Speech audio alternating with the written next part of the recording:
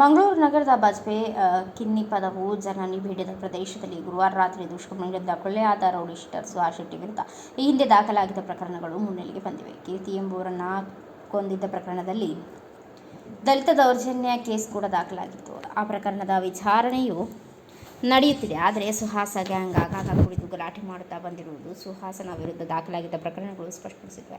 Rowdy sheeter ಆಗಿ ಗುರುತಿಸಿಕೊಂಡಿದ್ದ ವ್ಯಕ್ತಿ ಪರ ಬಿಜೆಪಿ ಮತ್ತು ಸಂಘ ಪರಿವಾರದ ಗುಂಪುಗಳು ಬೀದಿಗಿಳಿದಿವೆ. ಮಂಗಳೂರಿನ ಬಜ್ಪೆ ಪೊಲೀಸ್ ಠಾಣೆಯಲ್ಲಿ ದಾಖಲಾಗಿರುವ ಪ್ರಕರಣದ ಸಂಖ್ಯೆ 0019/2020 ಹೇಳುವಂತೆ ಸುಭಾಷ್ ಎಂಬ ಕೇಸ್ನಲ್ಲಿ ಉಲ್ಲೇಖಗೊಂಡಿರುವ ಇದೇ ಸುಹಾಸ್ ಶೆಟ್ಟಿ ಮತ್ತು ಗ್ಯಾಂಗ್ ಕುಡಿದು ಮಾಡಿದ ರಂಪಾಟವು ಈತನ ಕ್ರಿಮಿನಲ್ ವೃತ್ತಾಂತವನ್ನು ಹೇಳುತ್ತದೆ. ಮಂಗಳೂರಿನ ಕಿನ್ನಿ ಪದವು ನಿವಾಸಿ ಭಾಸ್ಕರ್ ಎಂಬುವರು ನೀಡಿದ ದೂರಿನ ಆಧಾರದಲ್ಲಿ ಸುಹಾಸ್ ಶೆಟ್ಟಿ ಸೇರಿದಂತೆ ಪಚ್ಚು ಧನು ಭವಿತ್ ಎಂಬುವರ ವಿರುದ್ಧ ICS ಸೆಕ್ಷನ್ 143, 147, 48, 148, 323, 324, 504, 506 ಅಡಿ ಪ್ರಕರಣ ದಾಖಲಾಗಿತ್ತು.